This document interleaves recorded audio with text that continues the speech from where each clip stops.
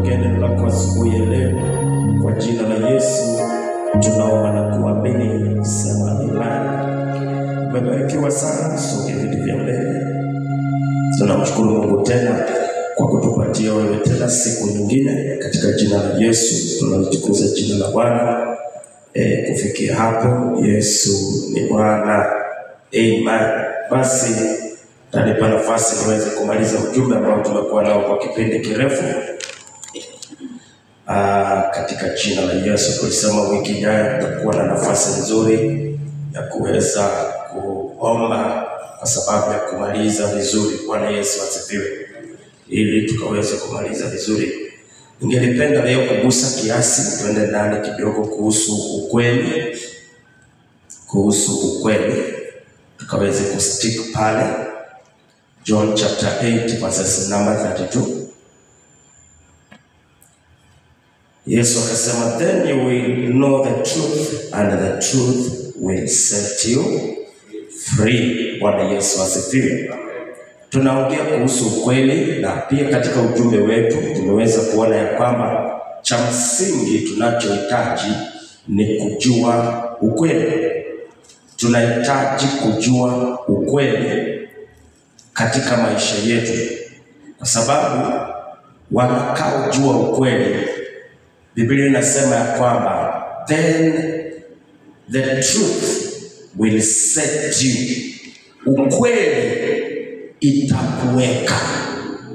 So jambo la kwanza ni kujua ukweli. Ukishajua ukweli, ukishakuwa na ukweli, sasa hiyo ukweli inakuweka huru. Na hii ni jambo la msingi sana. Tuliona kwa kuokoka kulingana na kitabu na tumaini cha Waefeso 2, Biblia inasema kwamba hapa zamani tulikuwa tumekufa kwa ajili ya dhambi na makosa yetu. Kwa hivyo tulikuwa tumekufa, tulikuwa tunafuatisha namna ya dunia hii na kumfuata mkuu wa anga.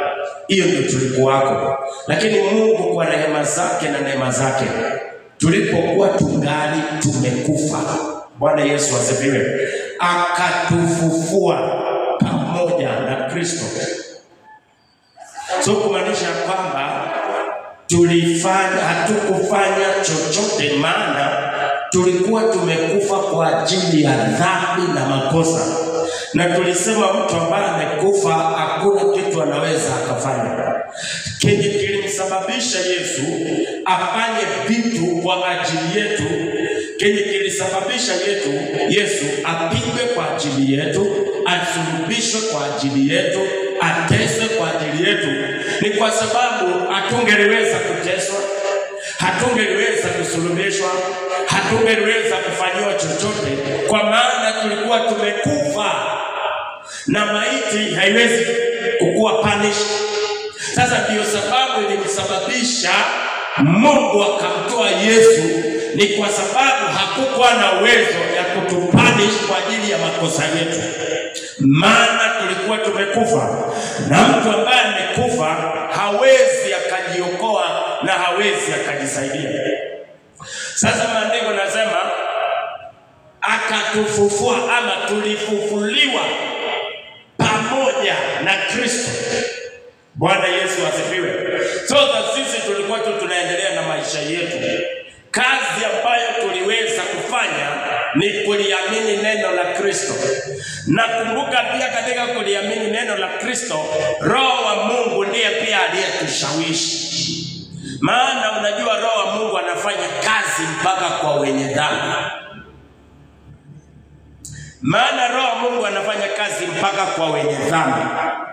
Na Roho wa Mungu ndiye utushawishi, maana mwenye dhambi hawezi elewa neno la Mungu.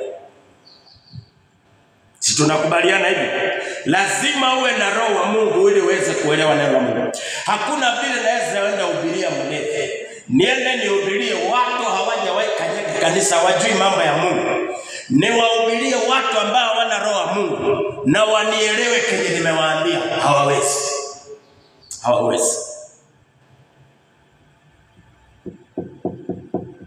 Yes. That's why kuna watu ambao Mungu wamechagua wao kuokoka. Sijui kama unajua hivyo. Kuna watu wamechaguliwa kuokoka. Sasa wakati tunaenda kufanya crusade, tunapaswa kuombea wale watu ambao wamechaguliwa. Maana kuna wakupotea. Unapaswa ujue hivyo, sio watu wote wataenda hivyo. Kuna wakupotea. Sasa nasema hivi, yule mtu ambaye ni mwenye dhambi ndio tunahesabu amekufa. Hakuna injili naweza nikamhubiria akanielewa. Hakuna injili ambayo naweza nikamhubiria akanielewa. Maana tayari amekufa. Na ndio maana pia Roho Mtakatifu ushawishi mioyo ya wanadamu. Roho pia ndiye anafanya kazi ndani mwao. Na kwa sababu ya hiyo wakaweza kuamini neno la uzima, kuamini. Tutakuja kuchunguza neno kama ni kupokea, ulipokea Yesu. Tutakuja kuchunguza hiyo neno. Ndio tutafute ulikuwa na uwezo gani hiyo. Amen. Haleluya. Kati ya wewe na Yesu nani aliendea mwingine? Halo? Kati ya wewe na Yesu nani aliendea mwingine? Kumbuka wewe ukiwa mwenye dhambi umefanya nini? Hakuna mahali unaweza enda. Kumbuka tunaanzia kwa aliacha utukufu wa yeye ndiye alikuja. So yeye ndiye alikuja. So hata wakati tunahubiri kwa crusades ni Yesu amemkujia. Wakati unaenda door to door ni Yesu amemwendea. Hakuna mwenye dhambi anamwendea. Ni Yesu alimwendea. Bwana Yesu asifiwe. Haleluya. Kisha baadaye kwa kuamini, kwa maana jinsi Mungu aliupenda ulimwengu hata akamtoa mwanawe wa pekee Yesu Kristo ili kila amwaminie asipotee mbali awe na nini? So unaamini unapokea nini? Kwa kuamini peke yake unapokea nini? Uzima wa milele. Tunajua uzima wa milele ni mtu. Tunajua uzima wa milele ni mtu. Uzima wa milele ni Yesu. Kwa sababu kwa maana jinsi Mungu alitoa nani? Mwanawe ili kila amwaminie asipotee mbali awe na uzima wa milele. Yesu Kristo ndiye uzima wa milele. Kwa hivyo kila aliye na mwana ako na uzima. Tunaona vile litendeka. Kwa hivyo nguvu iko katika kuamini. Na ndio maana nikakwambia tunapo atuangalii sana kwa wewe kuweza kukiri dhambi zako wakati unaokoka. Samahani nimekwama hapo sana, nafaa nimalize vitu vingine hapa. Wakati unasema kukiri dhambi zako unamaanisha kitu kingine tofauti sana. Kwa sababu hauwezi kukiri dhambi zako wakati unaokoka. Hauwezi.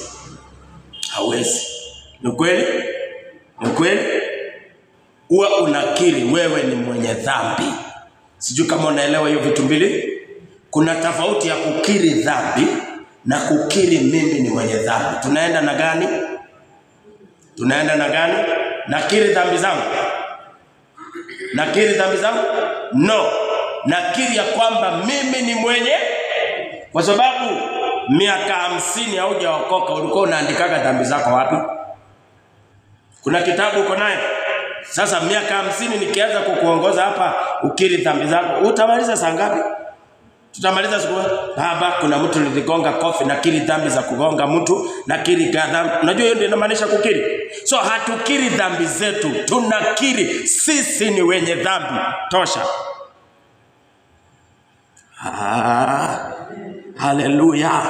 Haleluya.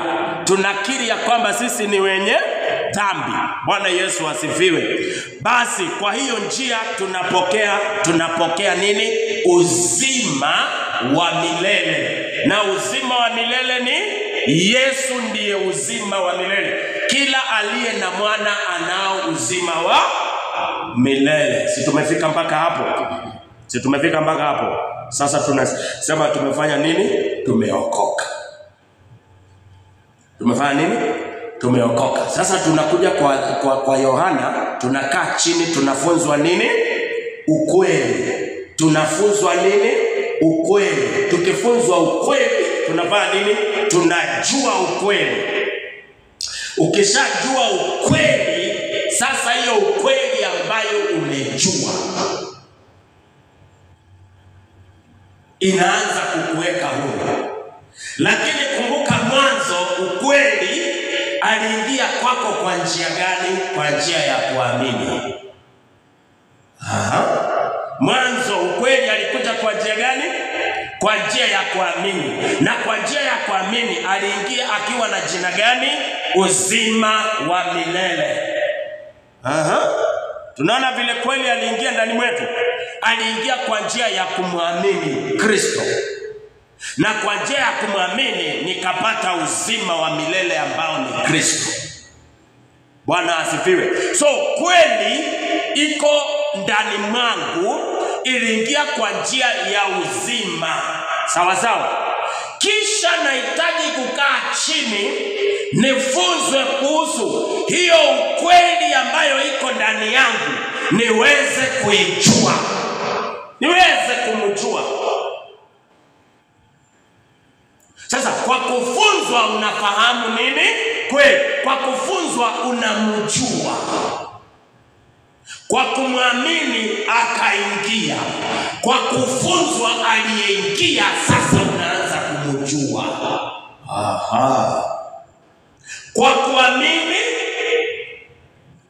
Kwa kuamini tumefungua mlango. Tazama nasimama mlangoni na bisha, atakayefungua atafanya nini? So kwa kumwamini anaingia ndani mwangu kwa njia ya kuamini. Kwa njia ya kufunzwa aliyeingia, naanza kumjua yeye ni nani.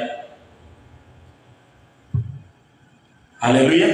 Sasa nguvu iko kwa kumjua. Kila unapomjua anakuweka huru. Kila mara unapojua ukweli, hiyo ukweli yenye umejua ndio inakuweka huru. Sasa usipojua ukweli, hakuna kitu itakuweka huru. Kwa hivyo tunapata that spiritual freedom kwa kujua ukweli. Na wapendwa, nasema tunaishi kujua ukweli. Tunaishi kujua ukweli. Sasa hii maisha tunayoishi kila siku, tunaishi tu kujua nini? Ukweli. Kwa nini tunakuja Jumapili? Nijibu. Kwa nini tunakuja Jumapili? Kujua ukweli. Kwa nini tunakuja asubuhi? Kujua ukweli. Kwa nini mnakuwa na fellowship nyumbani? Kujua ukweli. Kwa nini tunapanga seminar? Kujua ukweli. Kwa nini tunapanga Bible study? Kujua ukweli. Maana sasa tunaishi maisha ya kuendelea kumjua kweli. Sasa sikiliza, tofauti yangu na wewe, tofauti yako na ule, ni kiwango chako cha kumjua ukweli ndio kinaleta utofauti. Lakini kumbuka, kwa kumwamini sisi wote ni moja. John chapter 1 verses 12, mbali wote waliomwamini. Mbali wote waliomwamini, wangapi? Wote. Aliwapa uwezo kufanyika kuwa nani? So nataka uelewe katika ufalme wa Mungu ni wapi ambapo sisi sote ni the same na ni wapi ambapo sisi sote we are not the same. All of us, we are children of God. All of us. When it comes to children of God, all of us, jina ni moja, we are the same, kila kitu level ni moja.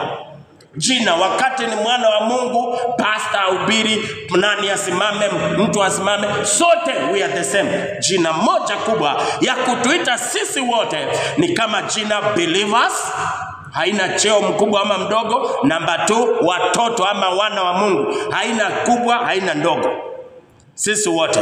Bwana Yesu asifiwe. Lakini sasa huko ndani katika ufalme kuna kitu ambacho kinatusababisha katika kumjua yeye, kunaleta viwango tofauti na utofauti ya mimi na wewe.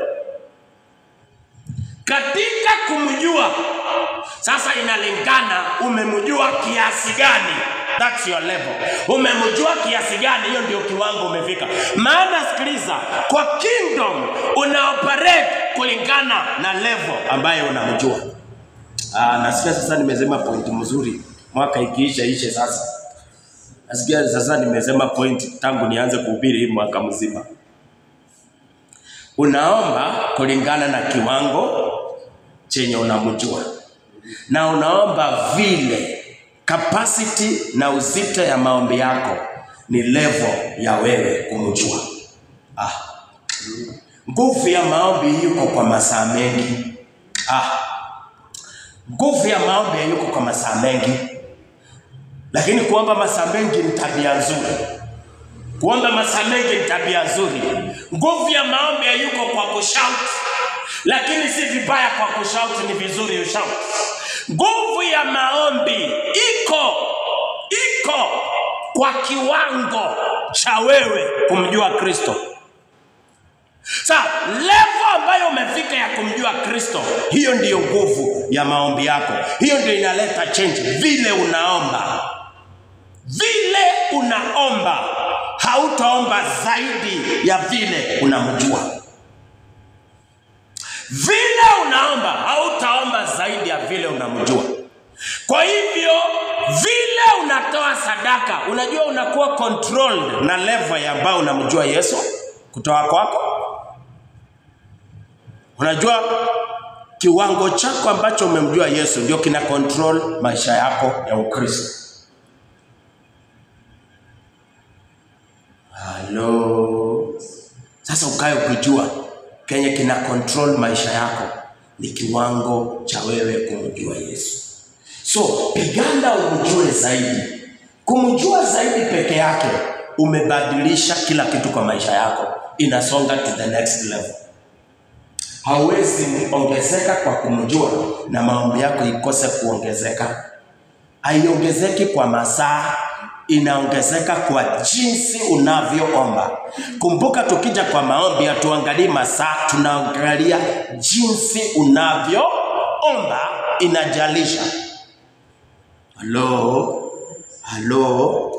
Bwana Yesu asifiwe. Kaini alitoa nini? Sadaka. Abeli alitoa nini? Lakini vile walitoa ndio ilikuwa tofauti. Lakini wote walikuwa wanaenda tolea Mungu mmoja.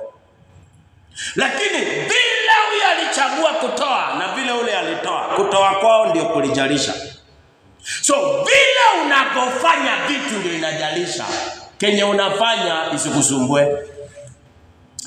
Unajua mimi naimba sana, najulikana, ndio nasema hiyo isikusumbue. Hiyo isikutatize hata kidogo, hata hiyo isitubabaishe. Unajua kila siku hiyo isikusumbue.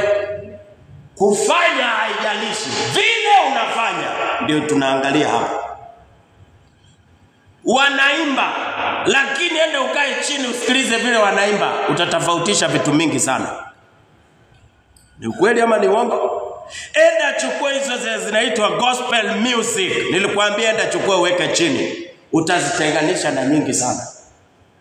Utaanza kuangalia enyewe hii imeimba imehit. Hii haijahit, lakini hii vile imeimbwa ni tofauti na vile imeimbwa. So atuangalie wimbo wako, tunataka kusikiliza vile umeimba ndio tunaangalia.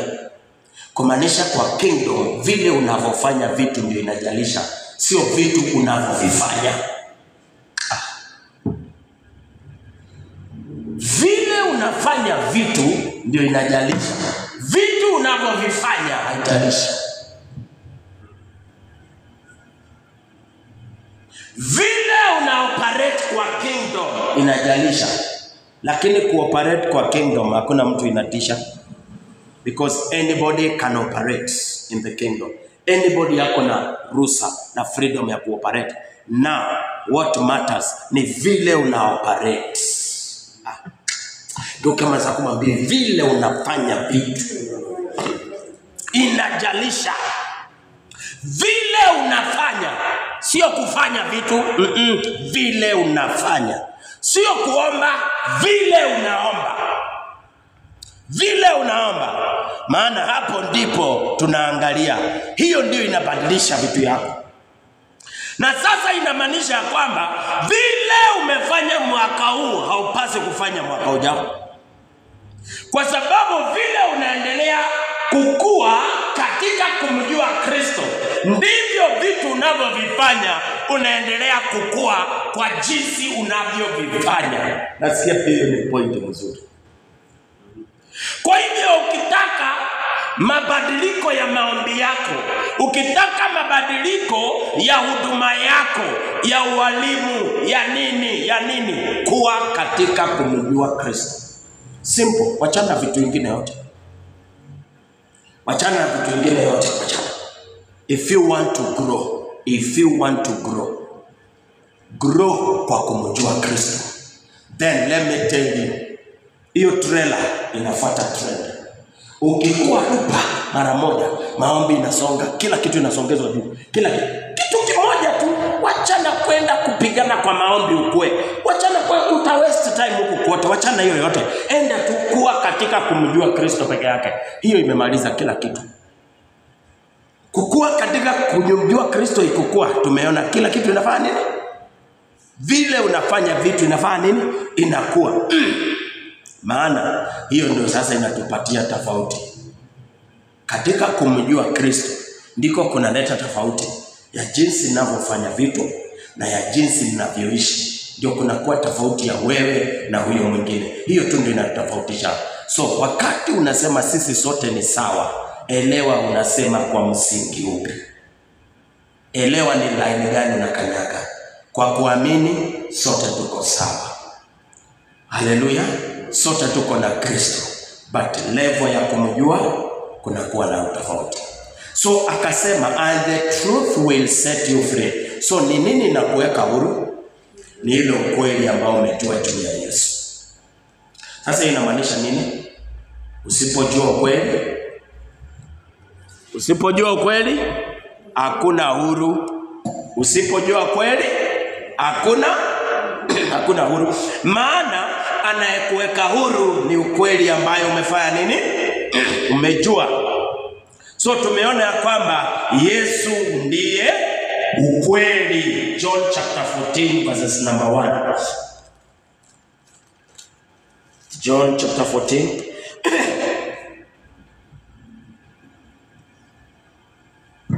Anasema, do not let your heart be troubled.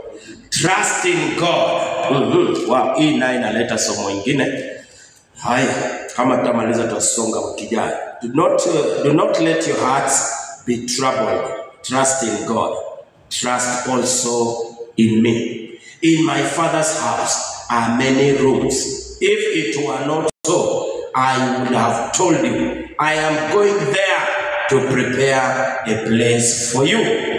Number 3. And if I go and prepare a place for you, I will come back and take you to be with me, that you may also be where I am. Verses 4. You know the way to the place where I'm going. Number 2. Unapaswa kujua njia na unapaswa kujua mahali unaenda. Ukiokoka haujui njia, ukiokoka haujui uko. Yesu anasema you know. Mnajua. Na kujua inakuja kwa njia gani? Ya kufunzwa. You know, knowledge. Yani you have knowledge of where I'm going. You have that knowledge. Hello. You know, you have that knowledge ya njia na ya the place. Kuna vitu mbili unapaswa kujua. Sijui tukikuuliza kama unajua njia.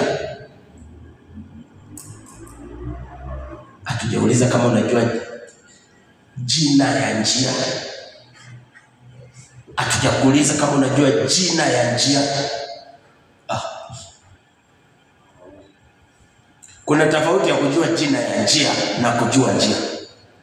Najua jina ya njia inaitwa Yesu. Nani ajue Yesu? Sasa Nafikiri pia ni vizuri tukiulizaga unamjua Yesu, tukue tunakuuliza unamjua Yesu upande gani? Namjua majina, but unaweza ukabreak vizuri tueleze yeye ni nani? Hapo wengi hawajui. Sasa kuna kujua jina ya njia na kuna kujua njia. Sasa Yesu anasema mnajua njia na mnajua ninakoenda. Kwa hivyo mnajua nakoenda na mnajua njia ya huko. Na kwa kifupi anawaambia mko na knowledge ya mahali naenda na mko na knowledge ya hiyo njia. 20:5. Thomas said to him, Lord, we do not know. Thomas sasa kujibu vizuri. Ngoja mwenzako mwambie siku zote jijibie wewe. Siku zote ujijibie. Because Yesu anaongelesha wengi. Mmoja anasimama kuongea kwa niaba yao. Mimi sipendi watu wa kuongea kwa niaba ya watu. Ndio maana Wakristo wengi mmekwama kwa wokovu, hata testimony mnatoleaga watu. Hata sisi tuko salama, tumeokoka, Yesu ni Bwana, ametusaidia, ametulia. Mnajua wengi wanatoa testimony zile. Ukitoka hapa enda kufanyia mtu testimony, uone vile atakurudishia. Hata ongea kwa umoja, ataongea kwa wingi. Maana Wakristo wamejawa kubebana na watu, hawajampeba Yesu. Hata sisi tumeendelea vizuri, Yesu ni Bwana. Mimi kila mara ukiongea na kuulizaga, kwani unatolea ushuhuda watu wangapi? Watu wangapi? Kama zako mwambie hao mpata knowledge, wacha hiyo maneno. Jitolee ushuhuda, wacha kutolea watu. Ni watu wangapi unatolea? Hata sisi tunaendelea salama. Yesu ametulinda, ametusaidia. Hata mahali hapa tunafika, tunamshukuru Mungu. Kwanza Mungu ametusaidia. Tunamaliza mwaka, mnamaliza na nani? Mko na nani kwani?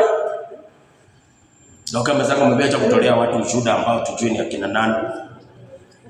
Na mkimaliza kutolea na ushuhuda na mtu muulize nao wengine walikuwa wanatolea ushuhuda ni akina nani.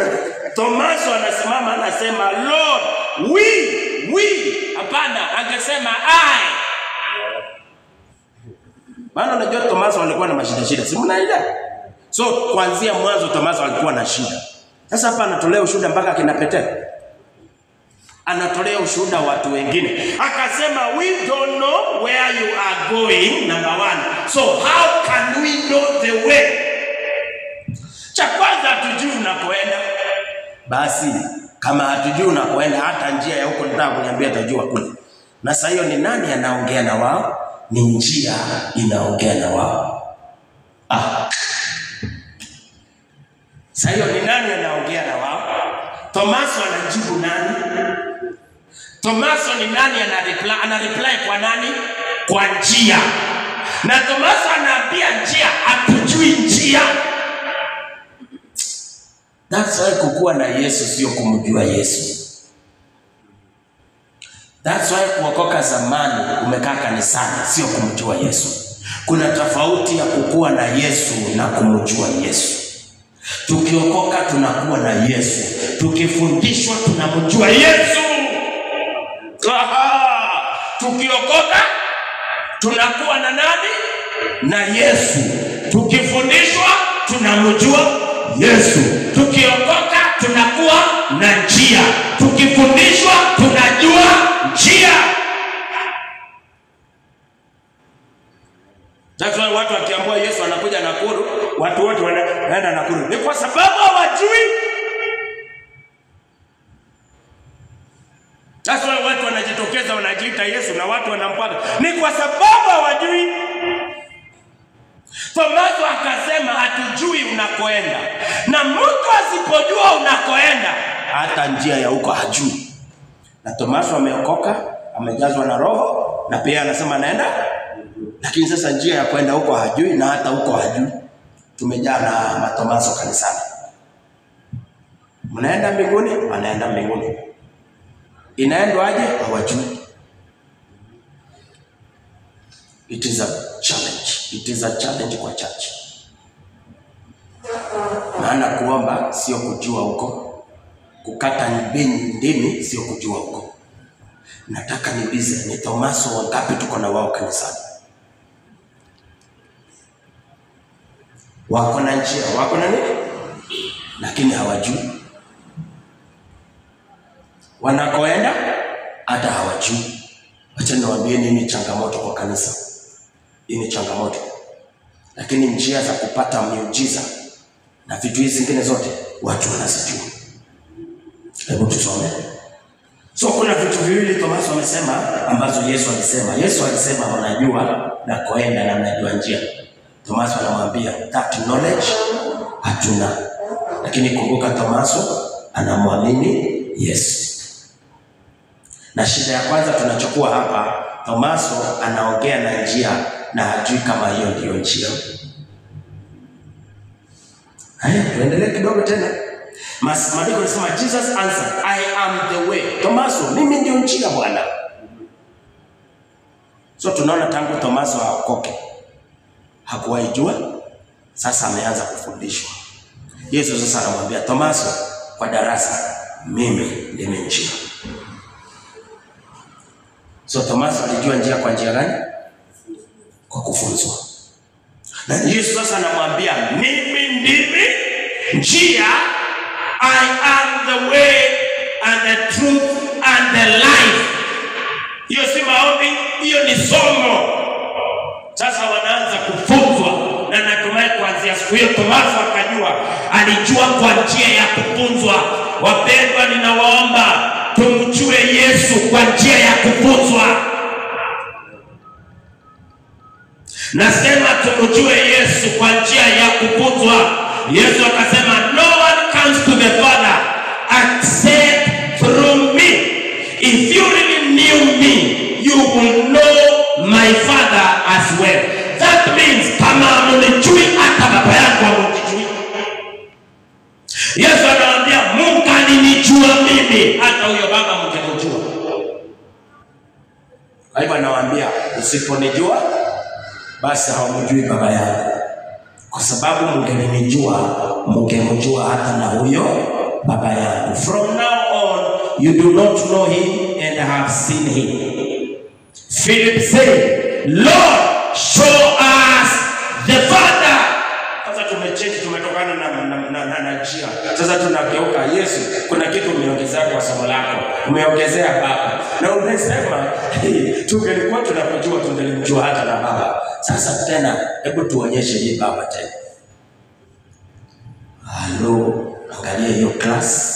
Hizi discovery zote zinapatikana watu wakiwa wapi? Kwa prayer center. Hii ni class. Hii ndio vitu tunahitaji. Na ndio maana Yesu akasema mkikaa, hizi zote zinajulikana kwa kukaa.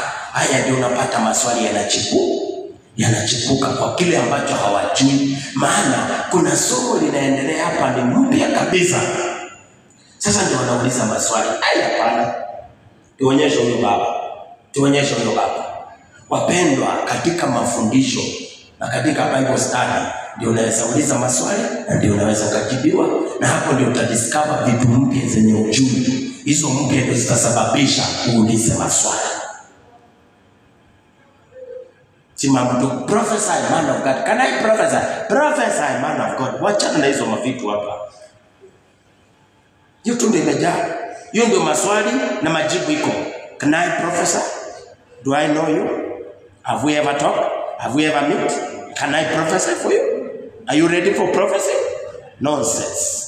Hizo ndio zimejaa, hizo ndio zinaendelea. Na hapo ndio watu wanataka, yes man of God, prophesy. Prophesy, yes. Yes, prophesy. Kwenda kaa kwa darasa. Enda kaa kwa darasa. Kwa kama zama mbeka kwa darasa Bwana. Filipu naye ameinuka. Jamaa alikuwa na shida ya kujua njia na huko Tomaso wamedeal naye. Sasa Yesu Filipu alikuwa makina anasema, na umeingisha baba. Sasa fanya hivi, hii baba ndio sijajua. Maana unasema tungelikuwa tunakujua, tungelijua na nani? Tungemjua baba. Hebu tuonyeshe huyo baba. Filipu anasema nini? Tuonyeshe. Show us the Father, and that will be enough for us. Tuonyeshe tu, nafikiri na yeye itakuwa tosha. Kumaanisha kwamba pia Filipu alikuwa anamwamini Yesu na alikuwa na Yesu, lakini alijua kwa hamjui baba. bado nasisitiza kuokoka sio kujua. Utakubaliana na mimi? Utakubaliana na mimi? Kuokoka sio kumjua mwenye ameingia ndani mwako. Kuokoka sio kumjua Yesu. Kuokoka ni kukua na Yesu, lakini sio kumjua. Angalia hawa ni disciples. Hawa tu sio believers. Lakini angalia somo ambalo limekuja, wamediscover tumekuwa na hii jamaa na atafanya nini? Hatumjui. Lakini sasa wamepata opportunity ya kufanya nini? Ya kuuliza maswali ili waweze kujua. Verses number what? Jesus answered, "Don't you know me?"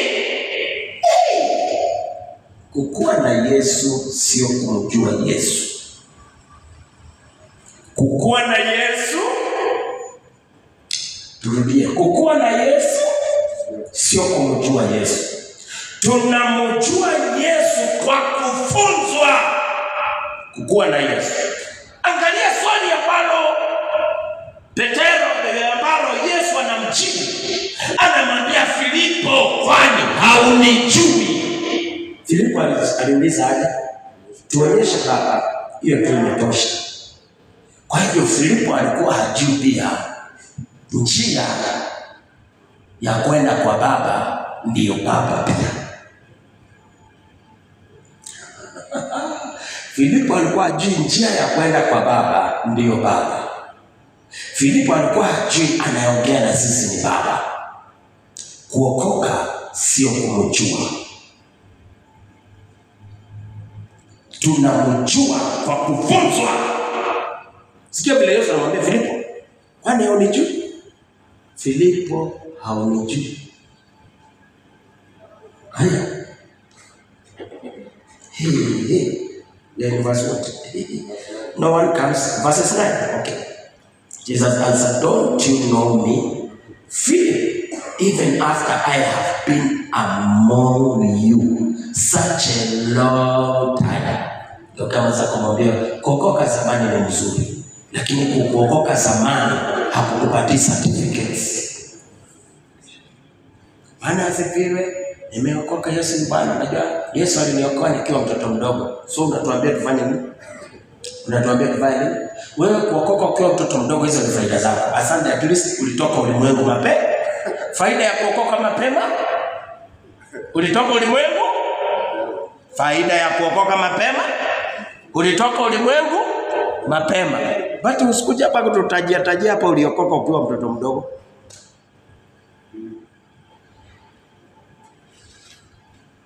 Alafu mvua kidogo uliokoka 1990, mvua kidogo ikinyesha sana unakosa kuja kanisa. Alafu unatoka kumbia uliokoka 1990. Usituletee hapa. Pastor alikuwa busy, ulikuwa mgonjwa, ukalazwa hospitali siku 2 ukatoka. Umefura. Nini mbaya pastor akuja kuniona? Na uliokoka 1990.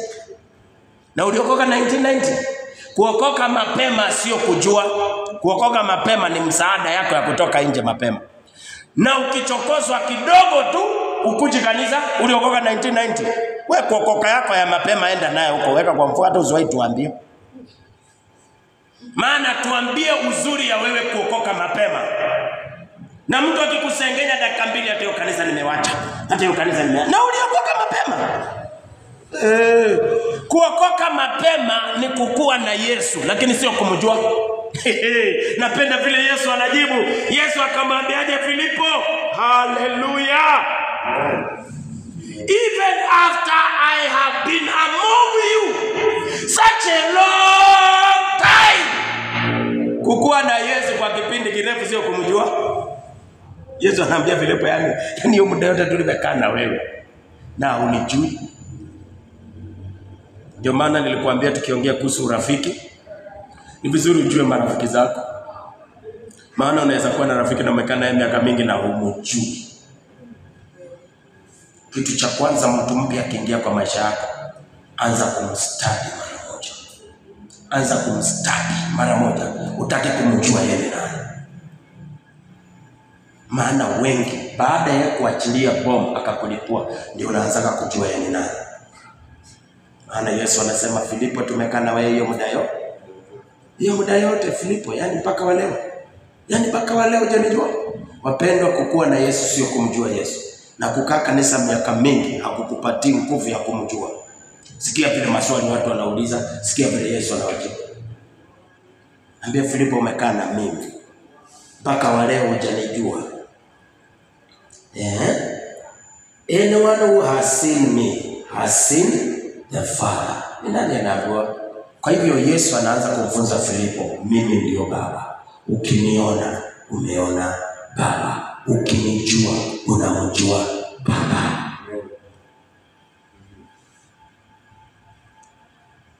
Hello, macho ya Filipo ikafanya nini? How can you say show us the Father? Filipo, hiyo swali ukupaswa kuuliza. Unaweza semaje niwaonyeshe Baba na unaongea na Baba? Hello, unaweza semaje niwaonyeshe nani? Baba, na mwenye unaongea na yeye ni nani? Ni Baba. Hiyo kumaanisha ya kwamba Mungu kuongea na wewe hakumaanishi unamjua. It is not a sign of maturity. Kuja kutembea na kifua kwa kanisa kwa sababu jana Mungu aliongea na wewe. Sasa tufanye aje? Tukupeleke wapi? Kuna mahali umesikia Precious akisimama hapa akisema aliongea na mimi? Is that a miracle? Kwani mimi sipaswi kuongea na Precious? Relationship between me and Precious, mimi ni baba, yeye ni mtoto. So akona haki ya mimi kuongea naye, naongea na yeye. Hakuna vile Precious atakuja toa testimony hapa aseme na jana baba yangu aliongea na mimi. Tunatarajia uko unaongeaga na baba yako. Bali wote waliompokea aliwapa uwezo wa kufanyika kuwa wana wa Mungu. Sasa Mungu kwa nini anaongeaga na wewe? Kwa sababu wewe ni mtoto yake.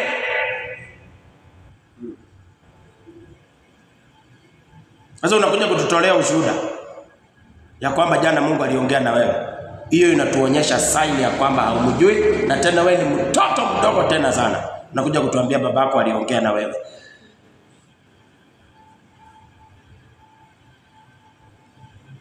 Hello. Baba anaongea na Filipo ama waongee? Lakini sasa Filipo hajui anaongea na nani. Lakini kwa sababu Filipo hajui anaongea na nani, haimzuilii baba kuongea na yeye. Na utoto wako na ujinga wako, baba ataendelea kuongea na wewe. Acha kuja kuniandikia sijui 10 points that itasababisha Mungu aongee na wewe. Hakuna. We only have one point. I'm a son of God. Now anaongea na mimi because of one. Mimi ni mtoto yake tosha. Acha kuniambia lazima ukue hivi. Point number 2, lazima ukue hivi. Point number 3, wachana utoe hizo hapo, acha kutuwekea masharti ya ufalme wa Mungu. Mungu anaongea na wewe kwa sababu wewe ni mtoto yake. Period. Hakuna. Unajua ukitaka Mungu aongee na wewe lazima ukue hivi, lazima. Hakuna vitu kama hizo. Hakuna. Hizo ni vitu za dini na mawazo ya watu kufundisha watu. Na wao ni watu wanawekea watu fence ndio wabakiki, wao ndio wanaongeleshana na Mungu. Wapendwa, mnafikiria Mungu kuongea na mimi? Mungu kuongea na wewe si kitu. Hata saa zingine kutuambia unafunga na kuomba Mungu aongee na yeye, nafikiri huo ni utoto pia. Huo ni utoto pia. Ni nini Precious anapaswa kufanya ndio aongee na mimi? Yaani Precious akatae kukula kwa nyumba, akatae kufanya vitu kwa nyumba ndio achukue attention yangu. Naambia mwanangu tafadhali, kenye kinasababisha niongee na wewe ni uhusiano wa damu.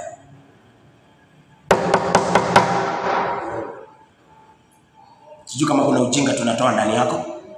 Elewa wakati unaenda kufast ni nini unaenda kufanya huko. Na fast ndio Mungu aongee na mimi. Who told you? Who told you? Hapana. Mungu anaongea na wewe kwa sababu wewe ni mtoto yake. Hii ingie kwa akili yako. Anaongea na wewe kwa sababu yeye ni baba na wewe ni mtoto. Na hakuna sheria, hakuna masharti kati ya baba na mtoto kuongea. Hakuna.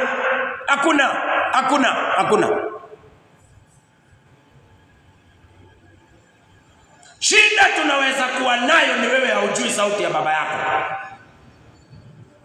Lakini kwa sababu haujui sauti ya baba yako, haimzuilii baba kuongea na wewe. Enda ulize Samueli, enda ulize Eli. Samuel mambo hajui kabisa. And Samuel was going kukaa huko, na alikuwa anaishi wapi? Samuel alitolewa aishi wapi? Tangia utotoni mpaka hiyo level, lakini bado alikuwa afanye nini? Ajui. Na ujue alitolewa tangia akiwa mtoto, ameishi kwa madhabahu. Ndio kama zangu amwambie kuja lala kwa madhabahu. Kuja ishi kwa madhabahu.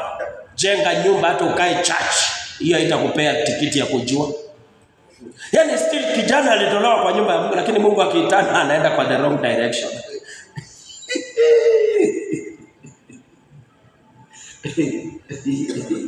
Akiitana kama kuna sauti ya Mungu, anajua sauti ya Eli, anaenda kwa Eli.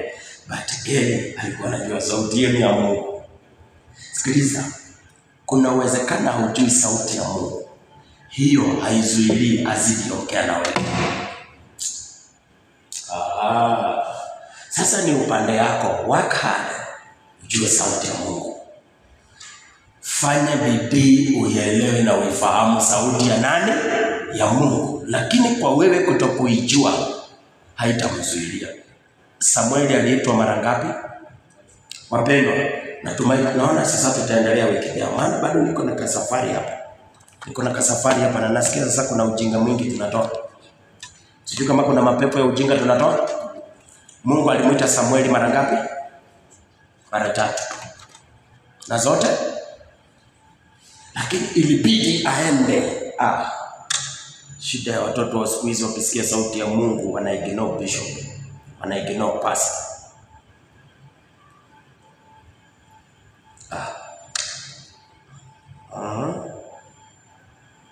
I wish ingekuwa Sunday. I wish ingekuwa conference niko nayo hii. Na akili mzuri. Shida ya watoto wakianza kuimba, wanaanza kuignore nani? Pastor yao. Akianza kuhubiri, unaanza kuignore pastor yako. Na unajua Kenya ujui, hiyo sauti ya ujui, pastor yako ndiye anajua hiyo sauti. You need your pastor. You need your spiritual parent. Yeye ndiye atakufunza kuhusu hiyo sauti. Nani alifunza Samueli jinsi kuhusiana na sauti? But Eli ni old fashion. Wamepita. Lakini kuna kitu wanajua wewe okay? Unaweza fanya vitu mingi kunishinda, lakini kuna area hutaweza. Kuna area tu lazima mimi nitakuvukisha. Maana hiyo sauti nimekaa nayo. Hiyo sauti nimekaa nayo. Eli ndiye alimweka Samueli class. Kama hizi sauti zikija, mtu anafanyaga hivi, mtu anasemaga hivi. Na tena kamwambia unajua hii sauti sio yangu. Na ndio maana unapata kwamba mwimbaji akiinuka kanisani anafuataga sauti mbaya. But penye alisikia sauti aende hapo, anaenda kwingine. Kwa ile madhabahu alisikia sauti kimuita aende hapo, anaenda kwa madhabahu nyingine. Najua mimi nikikaa hapa anazuilia kipaya yangu kukua. Sasa Samueli umezaliwa tu hapa. Nimeona mama yako akikuja hapa akiliaga kabla hajakuzaa, akiomba Mungu ampatie mtoto. Sasa amepatiwa mtoto, umezaliwa tu hapa tukiona yeye. Sasa umeanza kujua sauti, umeanza kuitwa, umeanza kusema hapa tutafinyilia kipaya chako. Sasa utafinyilia kipaya chako na sisi tumezaa wewe hapa. Yoke mzako mwambie ni kuitwa kwa hii madhabahu alafu unaenda kwa Eli badala urespond kwa sauti. Mimi leo nikikaa chini ya simu naona anafinyilia kipawa changu, na ulikuja hapo ukiwa mlevi nikakuombea uoge. Na mimi ndio nimekuleta hiyo mbali yote mpaka hapa.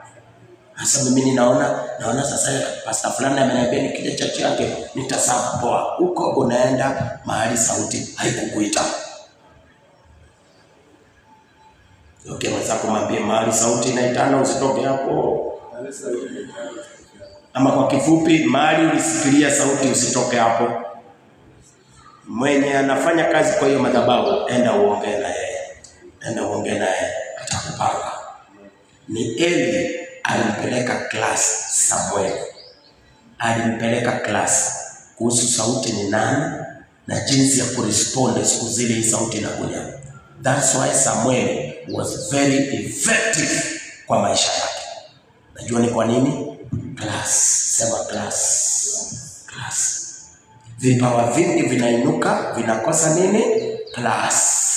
Anaona kuimba, anaitwa imbe, anaona hiyo sana, lakini aoni darasa. Ni maana sana. Simama juu kwa miguu yako, tutaendelea wiki ijayo kwa sababu ninaona kana kwamba kuna kitu Roho Mungu anataka tujue zaidi. Kuna kitu Mungu anataka tujue zaidi. Sijui kama kuna kitu ambacho umepata. Sijui kama kuna kitu ambacho umeelewa. Natumai kuna kitu unaelewa. Inua mikono yako, mshukuru Mungu kwa sababu ya neno lake.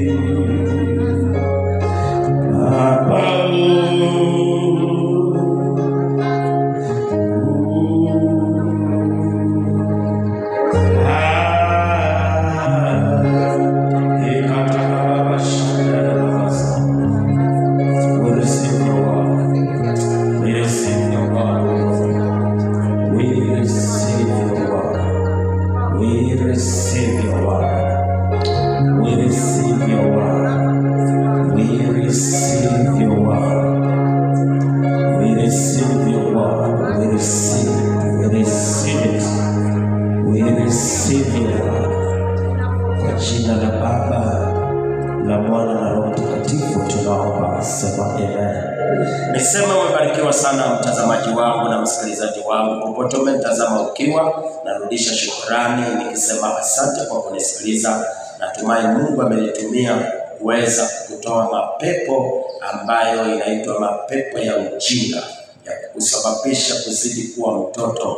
Natumai kuna kitu umeelimika nayo. Sasa tunatarajia kuwa na matofauti kwako katika jina la Yesu. Na pia nichukue nafasi kukukaribisha katika ibada zetu za Jumapili katika jina la Yesu. Kanisa la Winners Celebration Center linapatikana Kericho Town, nyuma ya Shiblen Supermarket kwa uwanja wa Soweto Driving School. Ukija pale utapata bonge la kanisa limejengwa na vioo. Hapo ndipo utatupata. Kutoka kwangu ni mimi wako Apostle PNC Voice of Fire. Siku njema. Amen. Tumpatie Yesu makofi.